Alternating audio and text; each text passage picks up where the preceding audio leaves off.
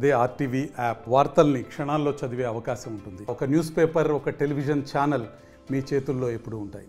Maoist ఉద్యమానికి ఆయుపట్టుగా ఉన్నటువంటి ఛత్తీస్గఢ్ అబూజ్మడ్లో కేంద్రం పాగా వేయనుంది. కేంద్ర సైనిక బలగాలకు శిక్షణ ఇచ్చేటువంటి ఒక స్థావరాన్ని ఏర్పాటు చేసేటువంటి పనిలో ఉంది. దీనికి సంబంధించి మొత్తం ఛత్తీస్గఢ్ అటవీ ప్రాంతాలతో దాదాపు నక్సల్స్ ప్రాబల్యంగా ఉన్నట్టుగా తెలుస్తుంది. గత కొద్ది రోజుల క్రితం కూడా ఎప్పుడు ఎన్కౌంటర్లు జరిగినా ఛత్తీస్గఢే ప్రధాన కేంద్రంగా మారుతుంది. దీంతో ఛత్తీస్గఢ్ అలాగే మహారాష్ట్ర, తెలంగాణ ఈ మూడు ప్రాంతాలకు సంబంధించి కూడా అనేక ఎన్కౌంటర్లు కూడా గతంలో జరిగాయి. అంటే ఛత్తీస్గఢ్ అడవులు మాత్రమే ఇక్కడ మావోయిస్టులకు ఒక గొప్ప స్థావరంగా వాళ్ళు ఎన్నుకుంటున్నారు. అక్కడే ఎందుకంటే ఒక అబూజ్మడ్ అనేటువంటి ప్రాంతం చాలా రహస్యంగా ఉంటుంది. అబూజ్మడ్ అనేటువంటి ప్రాంతాన్ని కూడా వాళ్ళు స్థావరంగా చేసుకోవడం వెనుక కూడా అనేక కారణాలు ఉన్నాయి. ఎందుకంటే ఎంతటి టెక్నాలజీ వచ్చినా కానీ అడవుల్లో దొరకబట్టడం కూడా చాలా కష్టంగా కనిపిస్తుంది. ఎందుకంటే ఒక రహస్యమైనటువంటి ప్లేస్ ఛత్తీస్గఢ్ అంటే గోండు భాషలో అబూజ్ అంటేనే ఒక రహస్యమైనటువంటి ప్రాంతము. దాంట్లోకి ఎవరు వెళ్ళినా బయటికి రాలేరు.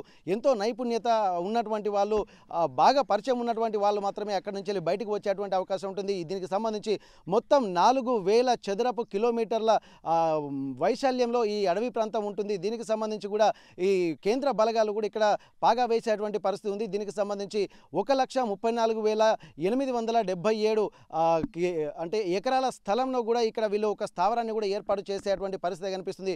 ఎందుకంటే తను ముఖ్యంగా స్థావరాన్ని ఏర్పాటు చేసుకోవడానికి ప్రధాన కారణం కూడా ఒకవేళ నక్సల్స్ కదలికలు కానీ ఏమైనా ప్రాబల్యం ఉన్నా కానీ పోలీసులను కానీ సైన్యాన్ని కానీ వెంటనే అక్కడ మోహరించడానికి కూడా అనేక సమయం పడుతుంది, చాలా సమయం పడుతుంది. కాబట్టి దీనివల్ల వాళ్ళు సమాచారం తెలుసుకున్నటువంటి లోపే నక్సలైట్స్ అక్కడి నుంచి వెళ్ళిపోయేటువంటి పరిస్థితులు ఉంటాయి. కాబట్టి అనేక సమావేశాలు కూడా ఈ ప్రాంతంలోనే జరుగుతున్నాయి.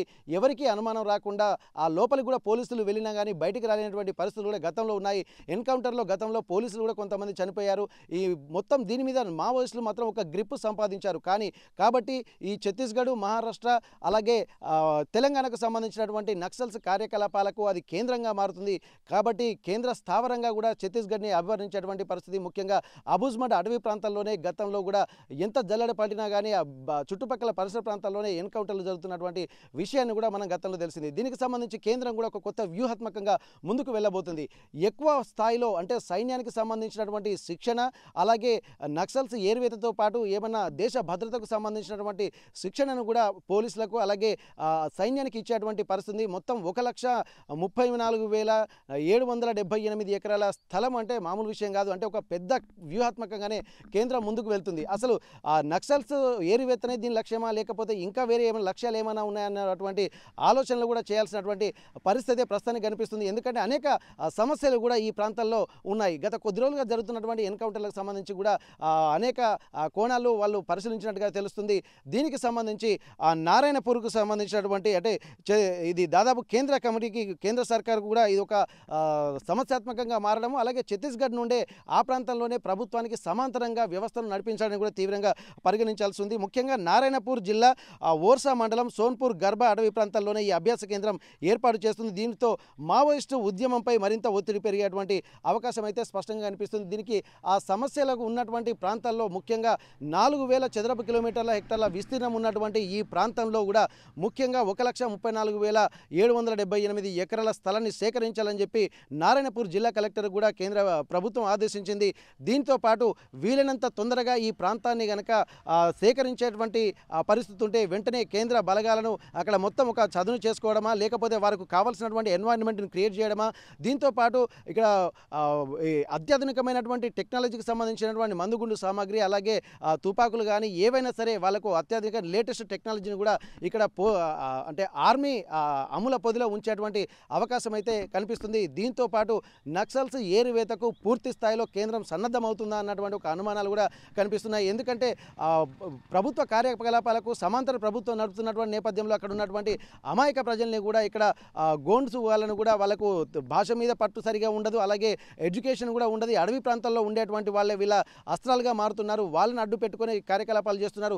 ఏమీ తెలియనటువంటి అమాయకుల్ని కూడా వీళ్ళు అందులోకి లాగి రిక్రూట్ చేసుకుంటున్నటువంటి పరిస్థితి కనిపిస్తుంది. ఎందుకంటే భవిష్యత్తు గురించి వాళ్ళకు తెలియకుండా కేవలం ఆటవిక పరిసర ప్రాంతాల్లోనే వాళ్ళు ఉంటారు కాబట్టి వీటన్నిటిని దృష్టిలో పెట్టుకొని వారికి ముఖ్యంగా ఈ ఎడ్యుకేషన్గా మారుతున్నటువంటి తరుణంలో అందరూ ఎడ్యుకేషన్ వైపు వెళ్తున్నటువంటి సమయంలో కేవలం ఇక్కడ ఛత్తీస్గఢ్లో ఉన్నటువంటి వాళ్ళు మాత్రమే ఒక నక్సల్స్కు రిక్రూటర్లుగా మారుతున్నారు, ఏజెంట్లుగా మారుతున్నారు. కాబట్టి కార్యకలాపాలకు చెక్ పెట్టాలంటే దేశవ్యాప్తంగా ఎంతో ముందడుగు వెళ్తున్నటువంటి సమయంలో ఛత్తీస్గఢే ప్రధాన అస్త్రంగా వీళ్ళకి కనిపిస్తుంది. ఛత్తీస్గఢ్లో నక్సల్స్ను రూపుమాపేటువంటి పరిస్థితి ఉంటే మాత్రం కొంత ఊపిరి పీల్చుకోవచ్చు అన్నటువంటి ఆలోచనలు కూడా కేంద్రం కూడా భావిస్తున్నటువంటి పరిస్థితి. గత కొద్ది రోజులుగా ఏటూరు నగరం అటవీ ప్రాంతాల్లో కూడా ఆ నక్సల్స్ పై కూడా ప్రజల తిరుగుబాటే జరిగింది. ఆ తిరుగుబాటు జరుగుతున్నటువంటి క్రమంలో కూడా కొంత వీళ్ళు సరిదిద్దుకునేటువంటి చర్యలు చేపట్టుకున్నారు. ఎందుకంటే మానవ వైపు అభివృద్ధి వైపు వెళ్ళాలి తప్ప ఇంకా తుపాకులు అటవీ ప్రాంతాలు వెళ్ళడం కూడా సరికాదనేది ప్రజల నుంచి వచ్చిన తిరుగుబాటు దృష్టిలో పెట్టుకుని కొన్ని లేఖలు కూడా వాళ్ళు ఎప్పటికప్పుడు చెప్తూనే ఉన్నటువంటి పరిస్థితి. మొత్తానికి ఏది ఏమైనప్పుడు కూడా గత కొద్ది రోజుల క్రితం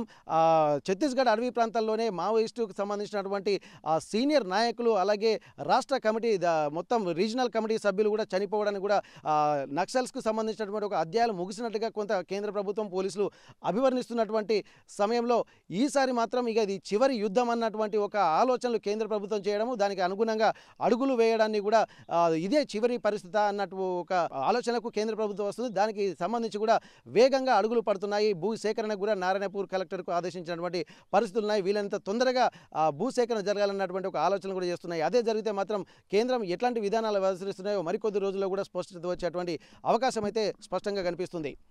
వరంగల్ ఏటూరు నగరం అడవుల నుంచి కెమెరా పర్సన్ రాజుతో వెంకటరత్నం, RTV వరంగల్. మరిన్ని వీడియోస్ కోసం ఛానల్ ని సబ్స్క్రైబ్ చేయండి, లేటెస్ట్ అప్డేట్స్ కోసం వాట్సాప్ ఛానల్ ని ఫాలో చేయండి అండ్ లింక్ డిస్క్రిప్షన్ లో ఉంది.